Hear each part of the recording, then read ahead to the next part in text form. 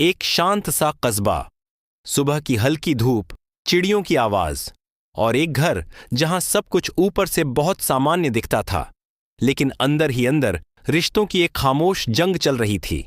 इस घर की मालकिन थी विमला देवी। उम्र ढल चुकी थी, मगर दिल अब भी अपने इकलौते बेटे अंकित के लिए धड़कता था। अंकित ने कुछ महीनों पहले ही अपनी पसंद से शादी की थी। उसकी पत्नी रिया पहली नजर में बेहद संस्कारी, समझदार और शांत स्वभाव की लगती थी। शुरुआत के दिन किसी सपने से कम नहीं थे।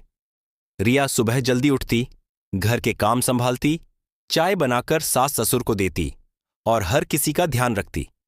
पड़ोस में उसकी खूब तारीफ होती। आजकल ऐसी बहू कहाँ मिलती है। विमला देवी भी धीरे धीरे उसे अपनाने लगी थीं, लेकिन धीरे धीरे घर का माहौल बदलने लगा। एक दिन दोपहर में अचानक घर से जोर जोर की चीख सुनाई दी। मम्मी जी छोड़िए मेरा हाथ, बहुत दर्द हो रहा है। अंकित ऑफिस से घबराकर भागता हुआ घर पहुंचा। उसने देखा कि रिया रो रही है और उसका हाथ लाल पड़ा हुआ है। मम्मी, आपने ये क्या किया? अंकित गुस्से में चिल्लाया। विमला देवी हक्का बक्का रह गईं। बेटा, मैंने कुछ नहीं किया, ये खुद। बस, अंकित ने उन्हें बीच में ही रोक दिया। मुझे सब समझ आ गया है। उस दिन के बाद सब कुछ बदल गया। अंकित का व्यवहार अपनी मां के लिए ठंडा और दूर दूर सा हो गया, जबकि रिया उसके और करीब आती चली गई। रात को जब सब सो जाते, रिया आईने के सामने खड़ी होकर हल्की मुस्कान के साथ खुद से कहती, अब धीरे धीरे ये घर मेरा होगा। कुछ ही दिनों में मोहल्ले में बातें फैल गईं। वो देखो वही औरत जो अपनी बहू पर जुल्म करती है। बेचारी बहू सब सह रही है। विमला देवी का घर से बाहर निकलना मुश्किल हो गया। वो अंदर ही अंदर टूटने लगीं, लेकिन कुछ कह नहीं पाती थीं। उधर अंकित पूरी तरह रिया की बातों में आ चुका था। एक दिन रिया ने धीरे से कहा, अंकित, क्यों ना हम इस छोटे से घर को छोड़कर मेरे पापा के साथ रहने लगें? वहां हमें ज्यादा आराम मिलेगा। विमला देवी के पैरों तले जमीन खिसक गई। बेटा, मुझे छोड़कर मत जा। लेकिन अंकित अब बदल चुका था। कुछ ही दिनों में वो घर छोड़कर चला गया। अब उस घर में सिर्फ सन्नाटा था और एक मां की आंखों में इंतजार।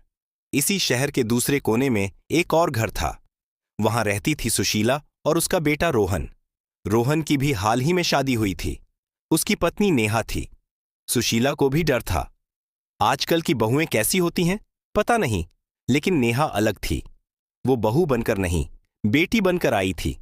सुबह उठकर सबसे पहले सास के पैर छूती, उनकी दवाइयों का ध्यान रखती, घर का हर काम हंसते हुए करती। एक दिन रोहन ऑफिस से गुस्से में आया और अपनी मां से ऊंची आवाज में बात कर बैठा। नेहा तुरंत बोली, रोहन, ये क्या तरीका है? मां से ऐसे बात करते हैं? रोहन चुप हो गया और जाकर अपनी मां से माफी मांगी।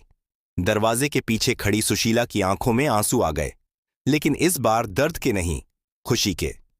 समय बीतता गया और एक रात 12 बजे सुशीला के कमरे का दरवाजा जोर जोर से बजा। वो घबरा गईं। जैसे ही दरवाजा खोला, सामने रोहन और नेहा केक लेकर खड़े थे। हैप्पी बर्थडे मां! सुशीला हैरान रह गई। तुम्हें याद था? रोहन मुस्कुराया।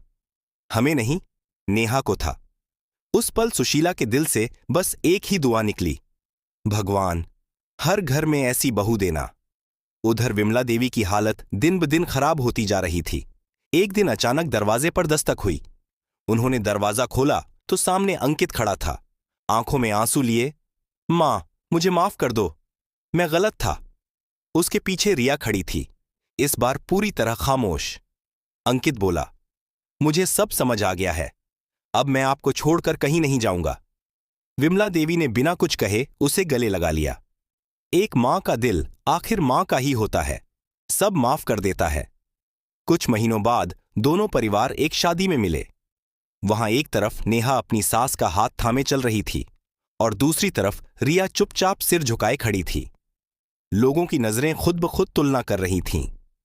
विमला देवी ने धीरे से कहा, बहू, घर वहीं बसता है जहां दिल साफ हो।